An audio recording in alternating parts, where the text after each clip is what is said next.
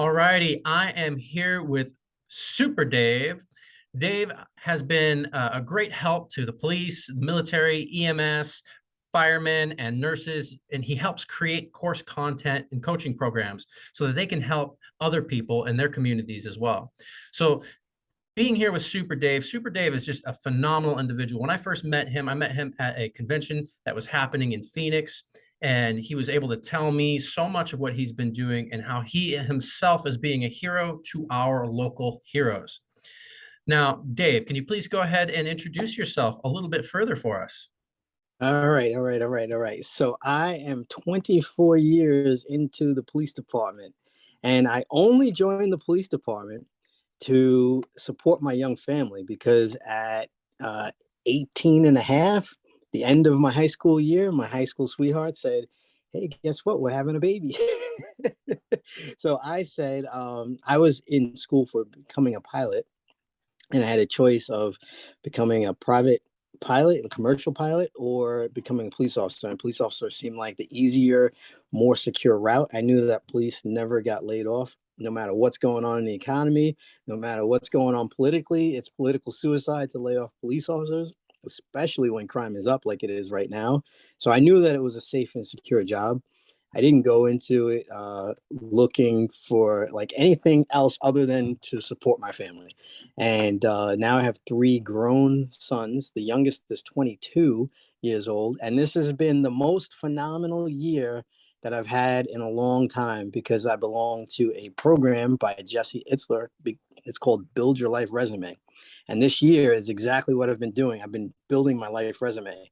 And what that's all about is creating these incredibly special moments with your family. It's not necessarily just business.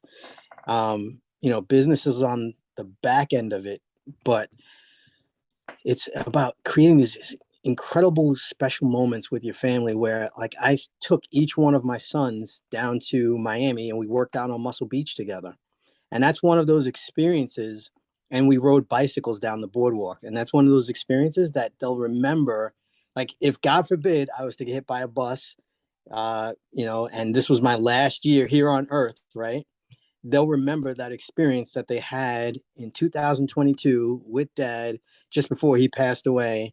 And so my goal now, I have a new perspective on life, but my goal is to create those kinds of moments and as much as humanly possible for my friends and for my family.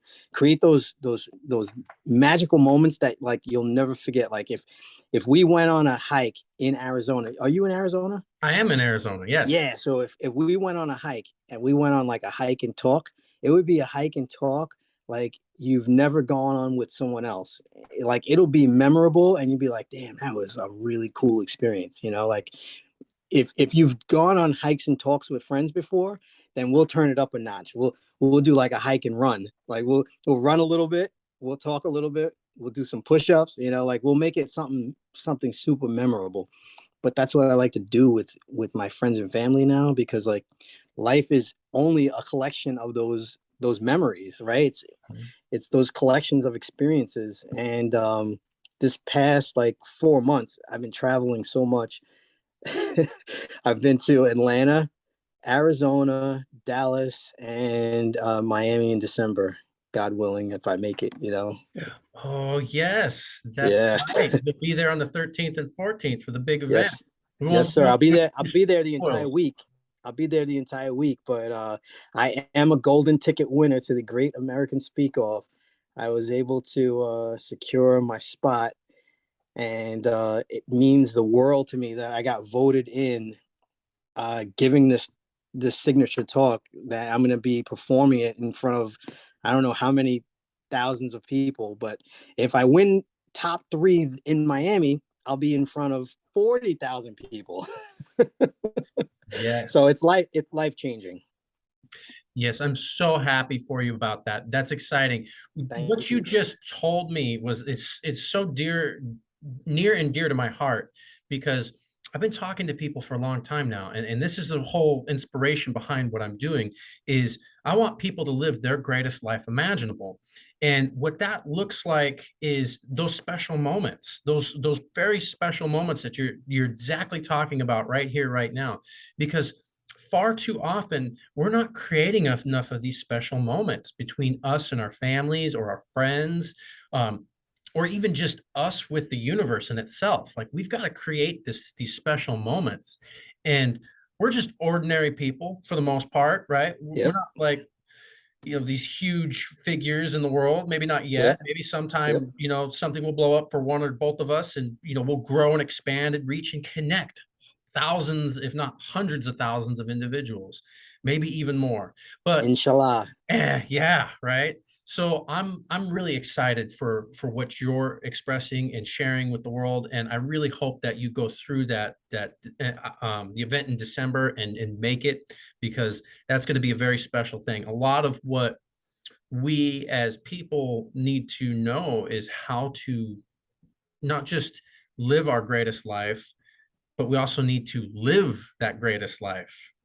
So that's super exciting. Now, Dave, I got a question for you, because this is something that I read up about you, and I just have to ask. Okay, so you like playing chess, don't you? Oh my God. I play chess every single day, probably 10 games a day.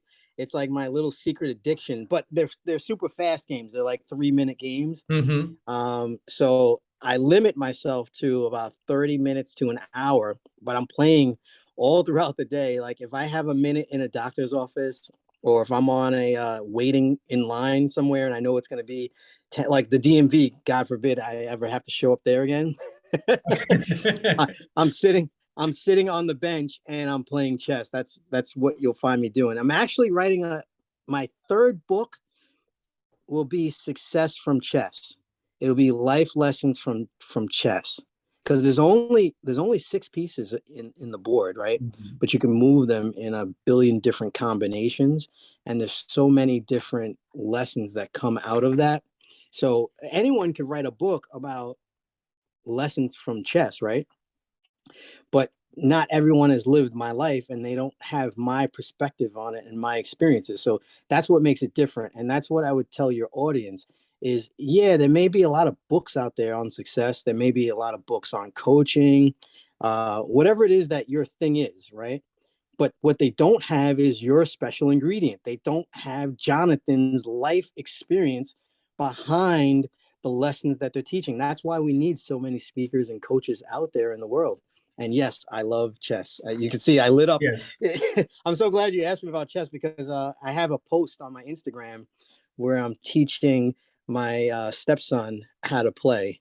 He is 11 right now, soon to be 12. That's really exciting. I was going to follow up and with another question on that is, like, out of all the chess pieces, which one's your favorite one? Oh, I don't have a favorite. I would say you know what? When I find someone favoring the knights, I try to attack their knights. When I find someone favoring the bishops, I just try to wipe them out as quickly as possible. Um, I would say probably the knight. The knight is my favorite piece because of how versatile it is. Like a knight in the middle of the board. Do you know how to play? Oh, I know how to play. Yeah. All right, Yeah. cool. So a knight in the middle of the board. They say the expression is a knight on the rim is dim, because you limit.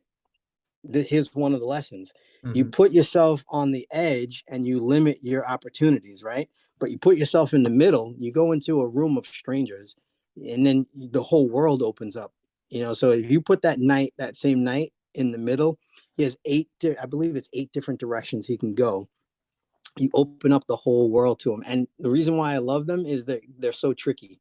Knights are tricky. It's hard to look at a knight and quickly calculate all the different directions he can go. So they're kind of unpredictable and they're very agile. And that's how I want to be. I want to be unpredictable and agile. Wow, that's fascinating. Like You this know, interview, like you don't know what direction I'm going to go in. right? Yeah, no, no, that's fascinating. I just found it like interesting because um Goes right into alignment with what I'm feeling right now too. Um, I'll tell you my favorite piece. And at first you might go, that's interesting. My piece is the pawn. I knew you were going to say it. Did you? Did you? Mhm. So my favorite piece is the pawn, not because it doesn't have versatility, but for the exact reason it does have versatility. Once you get the pawn to the other side, that piece can be anything. And I find that so inspiring because I've believed for a very long time that people are like seeds ready to grow. And if you don't know what that seed is, you're going to grow into something beautiful and you'll be surprised as to what it actually is. And so oftentimes, you get that pawn to the other side, which can be very hard to do against the skilled. I I could spend the next 20 minutes talking about when we met in person, we talked about martial arts. A lot of martial artists are into chess because there's a correlation there. Mhm, But my theory on the pawn is, say right now you're feeling like a pawn, right? mhm. But if you keep moving forward, you can actually promote yourself to something much greater. So that's the lesson of the pawn. Just keep moving forward. And along the way, you're gonna see your mates dropping left and right because they get killed off so easily, right? But if one of them makes it to the end, it's a game changer. It changes the whole game. That's right. I fully agree, and that's one of the main reasons why that is my favorite piece in chess. And so, real quick, guys, before I forget, you know, Super Dave here. He's got Facebook, Twitter, he's got a Spotify, an Instagram, and I think a LinkedIn as well. So if you guys want to follow him on any of those, you guys will be able to find him there on any one of those platforms. We'll give you some links and descriptions as where to find them, and we'll bring that back up as a reminder here in a little bit. But let's go ahead and ask a couple more questions for you here, Super Dave. Um, if you were to give any words of encouragement besides the ones you've already given people, like keep moving forward, right? You could be that game changer. Eventually somebody's going to be that, and why not it be you, right? So if you could give any words of encouragement when people are going through different situations, when they're up on their highs and when they're down on their lows, what kind of words of encouragement would you give somebody on a low? So on the low, I would say, because we've all been there on the lows, right? I've had some traumatic things happen to me, right? I worked in a very stressful unit while I was going through some personal drama. I worked in special victims, and I dealt with children of sexual abuse and physical abuse from infant to 18 years old, right? So, um, yeah, those are some people that have seen some low times, right? And if you're on a low, the number one thing you need to do, and this is what helped me, it's you need to talk to someone else. You need to connect with another human being. And the problem is a lot of those kids, like I'm gonna bring it back to special victims, they try to confide in someone, and that someone either didn't listen to them or they brushed them off or it didn't go the way. So sometimes it's not the first time that they've actually um, revealed what happened to them. And I just felt such a connection with every single one of those victims that I worked with that I was just like, people would say to me, you must have been so angry, like when you confronted a suspect or a bad guy, right? And I'm like, no, I wasn't angry. It was more, I wanted to do a good job for the victim.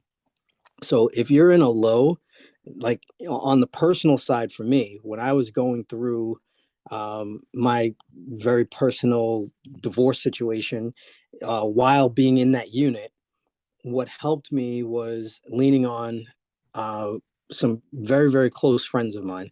I went to them and I said to them, I was like, listen, I'm in a lot of pain right now. I'm going through this hard time.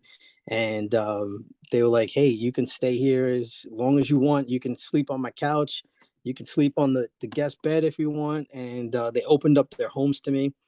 And that helped me get through it, whether it's a friend or whether it's a professional. I also sought out a professional too and talked to him for like 2 months. And I felt better. So they have such incredible things online now. It's called I think it's called BetterHelp. I'm not affiliated with it in any way, but I know that you can call. There's so many hotlines you can just call and you can talk to someone. Part of my talk that I talk about is suicide prevention. And when I needed help and I reached out to the police benevolent association, and I was just like, hey, I'm not suicidal right now, but I know that I need someone to talk to. You have to recognize if you're at your lowest low, you need someone to talk to. And if you're at your lowest low, it should probably be a professional, not someone who's just going to give you their 2 cents, but probably a professional if you're at your lowest low. But if you're just at like, I'm going to talk to the people who are just like going through some stress in their life, then you need to get into a gym or into a situation where you're connecting with other people and you can just give them a little piece of your story. And the third tip about lows is your identity. What is your story? So if you know your story, like, hey, I'm going through a tough time right now, but this is not who I am. If you're solid on who you are and you know that you've like gone through some tough times before, you know you're gonna get through that valley. One of my favorite quotes from one of my mentors is, if you're going through hell, don't stop and look around. Just keep going. Amen, amen, amen to that. Because wow, um, you're absolutely right. BetterHelp is out there. It's a fantastic program. From what I hear, I haven't personally been through it, but I totally think that that's something that a lot of people should look into, is finding these avenues and resources. That's why I built part of this podcast, was so that people could, who are suffering from anxiety or depression, have another outlet, another channel or medium to help them get even more help. And BetterHelp itself is actually, from everything that I've heard, been a phenomenal program for a lot of people. And so I'm hoping that it consists of some really phenomenal information for just about anybody who goes through it. Uh, I don't know all the details of it, so you guys will have to look that up yourself. But I full-heartedly agree that if you're in that low point, you need to talk to somebody, you need to connect with somebody who actually is going to connect with you and not just brush you off, push you to the side and say, oh, you're just another person, blah, blah, blah. And I've seen that way too many times in my personal private practice, and it breaks my heart to see that over and over again. And that's one of the main reasons why I've been inspired to do what I do. But speaking about inspiration, how did you get inspired to do some of the things that you're doing, Dave? Well, I thought I was going to be a real estate investor. And I went to some real estate investing. So, one of the things I used to buy programs from infomercials all the time, right? Everyone's seen those late night commercials. You can make $100 million if you buy my program, right? So I bought this program, and it ended up being a box load of just junk, right? It was CDs and tapes and stuff. And I was like, I'm never going to go through all of this stuff. But I did crack open the book, and one of the very first tips that it said was, surround yourself with people that are doing the thing that you want to do. And I was like, boom, that's it. That's it. So that was the gold. I didn't have to read it through anymore. So I joined a real estate investment group, and at that very first meeting, it's like fate. It was meant to be. But there was a CD from Bob Proctor, and funny thing, I'd never heard his name before, so I thought he was the owner of Procter and Gamble. I didn't know. I didn't know that he was like this professional speaker slash coach. I didn't know that that's what he did. I thought he was like this multi-billionaire that owned Procter and Gamble. I thought, because I was young, I was in my 20s, and that was my first time traveling to go see a speaker. And he just filled me with some incredible seeds and ideas. Like, one of the first ideas that I ever heard when I listened to this CD was, what if your annual income became your monthly income? And we just like kind of just dropped that in there. And I was just doing the math on that. I was like, wow, my life would change a lot. My life would change a lot if my annual income became my monthly income. And I'm still on that quest to do that. I haven't reached the millions and millions yet, I'm still on that quest to do that. But that one seed, it led me down a very powerful path of personal development. And I'm forever grateful for the coaches and for the mentors who poured their wisdom and knowledge into me. That's what led me down the path of inspiration. Now, like I've done a few things. I've written a book. I started a podcast. I started a company. Um, I've trained some people, and like I've done a few things, right? I would consider myself a success by any measure. And now, like I'm in a place where I can pour my wisdom, my 24 years of experience in the police department, and being a detective, being a police officer. Like I'm in a place where I can pour some of that wisdom back into other people. Like a very simple thing that I taught my kids was, when it comes to saving money, right? It's not the amount that you save, it's the habit of saving. That's the key. It's not the amount. So it's not like, oh, I have to put away 20%, 50% of my check. No, it's the habit that you always pay yourself first. That's what's key. And that's like one of those little, you know, tips of wisdom that I picked up along the way. um, it's it's all about habits. Great Absolutely. book, great book, Atomic Habits. Yeah. Um, Bob Proctor, God, it had to have been like 12 years ago. I had a handwritten letter from Bob Proctor. He wanted me to go to one of his seminars. I was so young at the time. I didn't know anything about him, and I really wish I had gone. Uh-huh. I was already going through school and figuring some things out. It was just a really amazing time for me to begin with. But yeah, Bob Proctor, I wish I still had his letter, um, because it was so beautiful. He written it out in cursive and everything, and I'm just like, whoa, who does this, right? Like it was amazing for me to have that letter, um, and to find out later on that just how influential and inspire and how he has inspired so many people. I just made me think back to that time, and I was just like, oh wow, I can't believe he took the time to write me a full page letter in cursive. Yeah, it was quite an amazing thing. I uh became one of his life success coaches, and he introduced me to Napoleon Hill, Think and Grow Rich. yes. He was the person that introduced me to that book. He introduced me to Wallace Wattles, The Science of Getting Rich. And that's a book that I tell every single person to read. More than anyone who wants to make money, I tell them, read The Science of Getting Rich, because he's in that book. He says it's not the thing that you do. Like, you can become rich in your practice. There's rich barbers and there's poor barbers, right? It's not the thing that you do. It's so many people think it's the thing, like, oh, I have to do this thing. No, it's doing things in a certain way. And that's what he stresses. Like, you if you do the things in a certain way, it's inevitable. If you do the Mhm. things in a certain way, it's inevitable. And it became so clear to me as an adult. Yeah.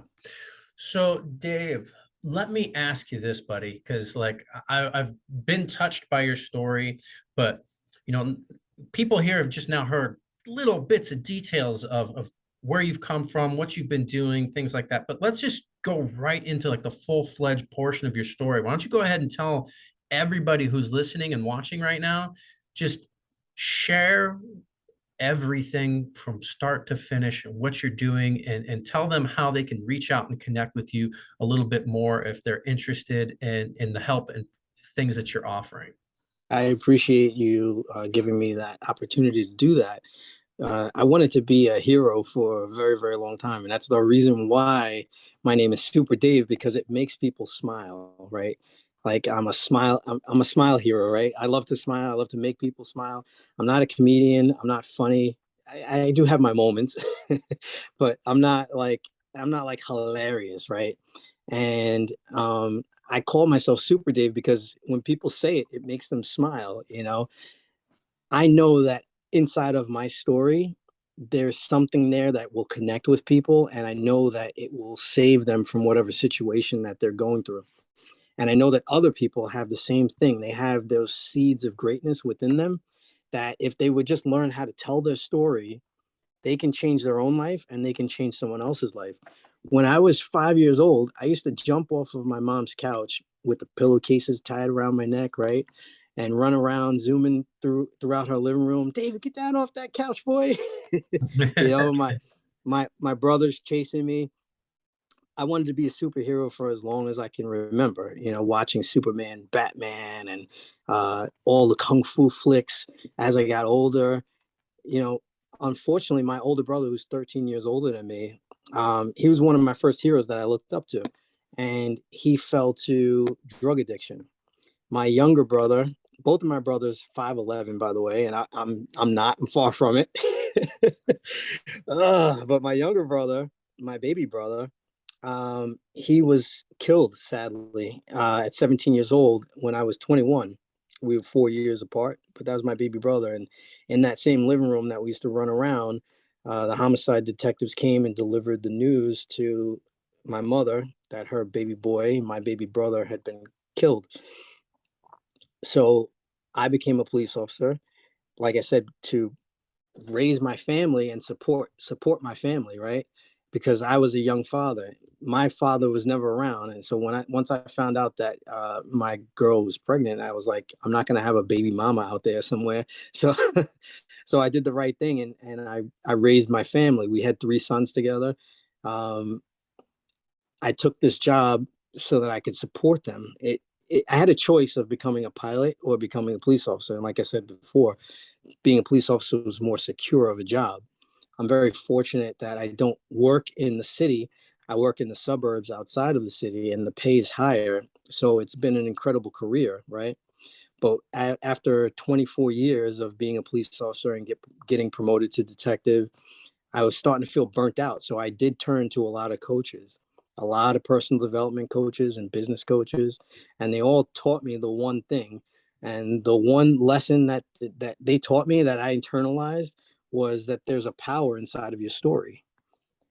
And I believe that, and I still believe that to this day, that everyone has a special power inside of their story, that if you just tap into that power, you have the ability to help someone else.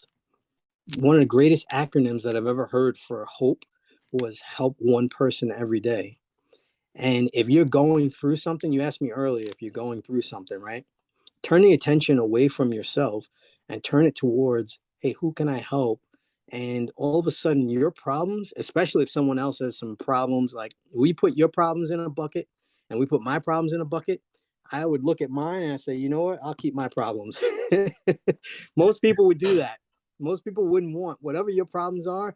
They would look in your bucket and say, you know what? I don't think I want your problems. I'll stick with my problems. But the quickest way to help yourself is to help another person. You'll make your problems dissolve super quickly if you help enough people get what they want. Zig Ziglar said, help enough people to get the thing that they want, and you'll have everything that you've ever wanted. And I believe that. I believe that message like to my core, to my core. I call myself Super Dave because it's funny. I call myself Super Dave because that's my hero persona. I don't believe that I am a hero, and I never had an S on my chest, but I did wear a bulletproof vest, right? And I felt invincible at a time when I had a gun and a vest on. But really, now I'm at a point where I know that I can save people if I just deliver a powerful, impactful message that people can connect with, and they can feel in their heart and soul like, hey, this guy's legit. This guy actually cares about people, and I think he can help me. So I tell people there's a lot of ways to reach out and connect with me. The easiest way is to find me on Instagram.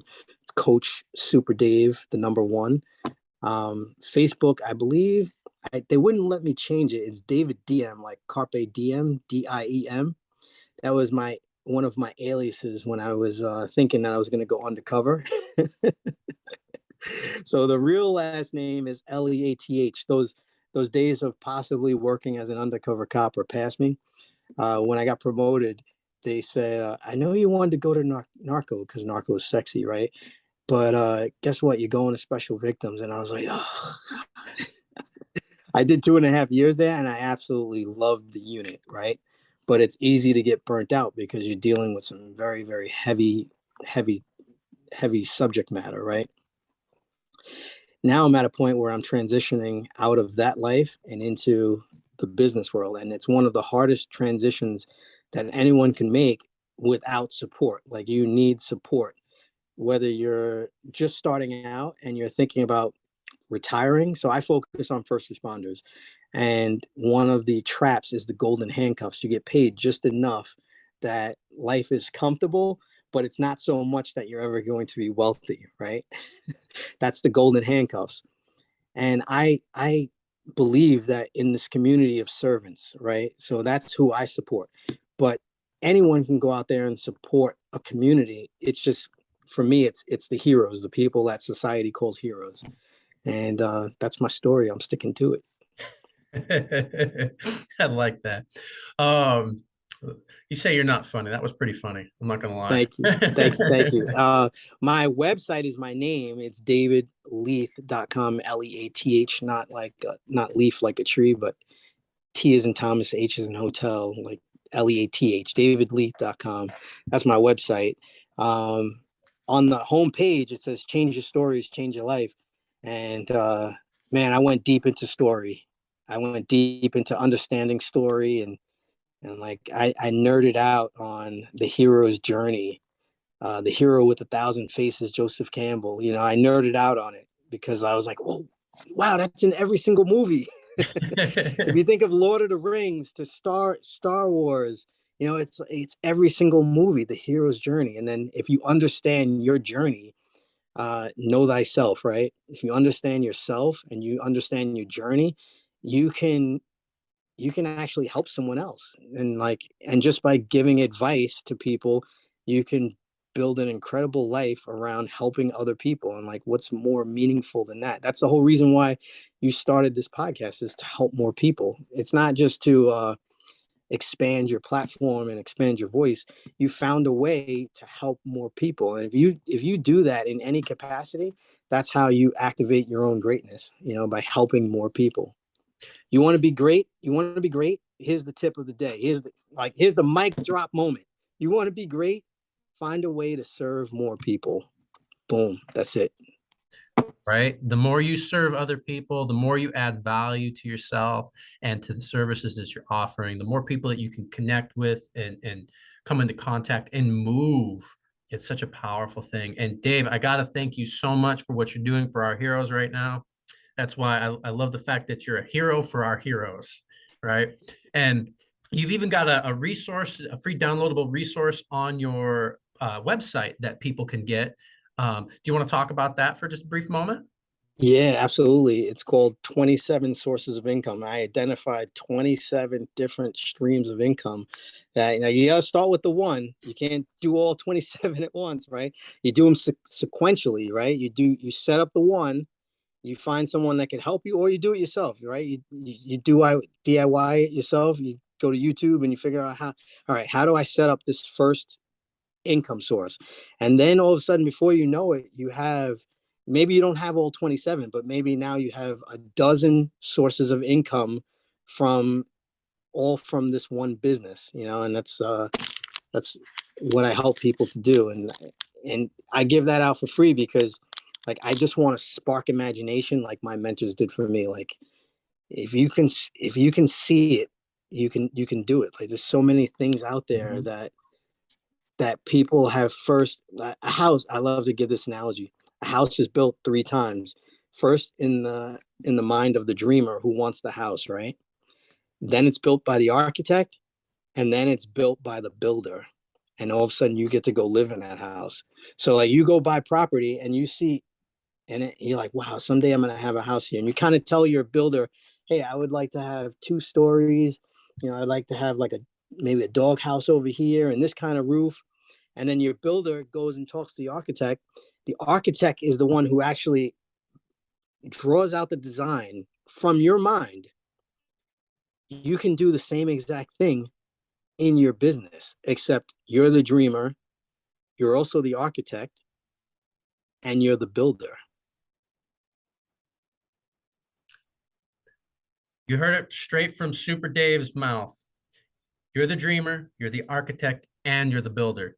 You guys go out there and make your lives, just change them however you can. And like he said, one of the best ways to start with that is by helping others.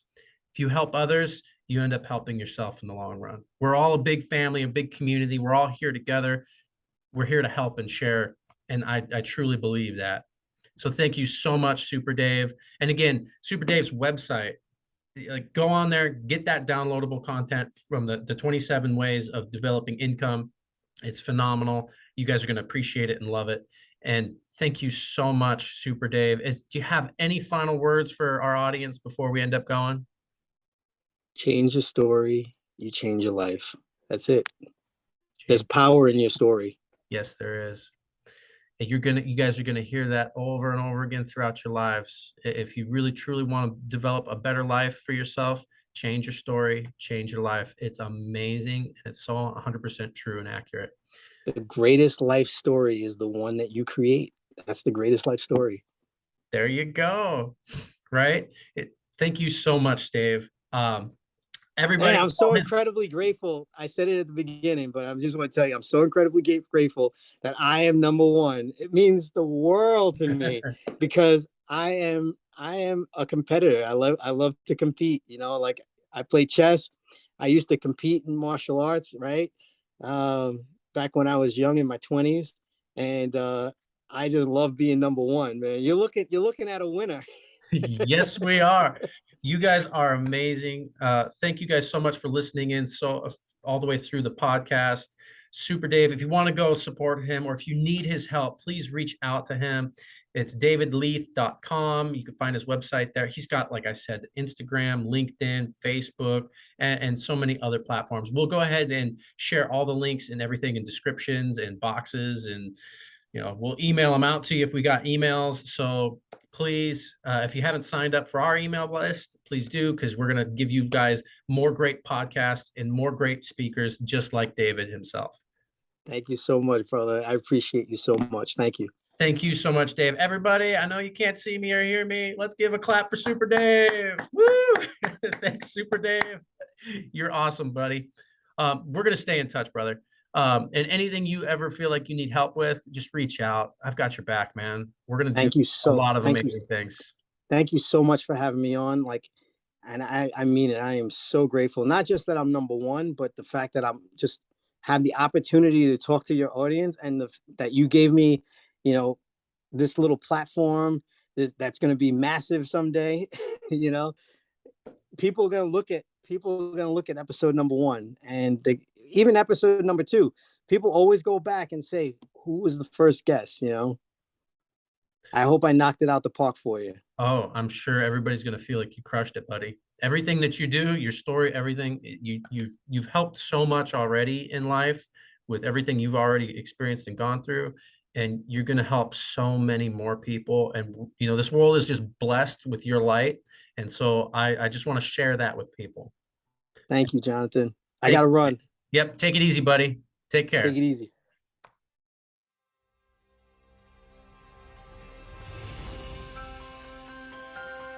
Did you tell me you had another podcast before this one? I've never had another podcast. Yeah. So this is the first one, and I'm the first episode. Yes. First episode, baby. There you go. Yes. You stole the spotlight. Somebody else is coming in on Tuesday to do the podcast with me from New Jersey, and you came in, swooped in, picked up an earlier time, and yeah, so you will be the very first one on the podcast. I'm competitive in silly ways. I believe in collaboration. I believe in collaborating with people, but I'm also competitive in silly ways. Like when it comes to beating someone on the line next to you, I look to see, do they get through the line before me? Okay.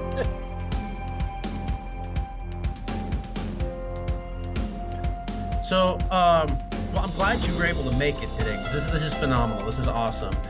I've been doing interviewing now for the past year, hopping on different people's shows, and I'm getting better at it. But it's a skill like any other. Oh yeah, absolutely. My Clark Kent glasses. There you go. Super Dave. Where'd Super They're Dave blue, go? they're I blue only see blockers. Dave.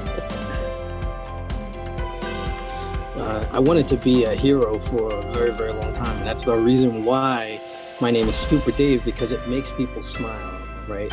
Like I'm a smile hero, right? I love to smile. I love to make people smile. I know that inside of my story, there's something there that will connect with people. And I know that it will save them from whatever situation that they're going through. And I know that other people have the same thing. They have those seeds of greatness within them that if they would just learn how to tell their story, they can change their own life and they can change someone else's life.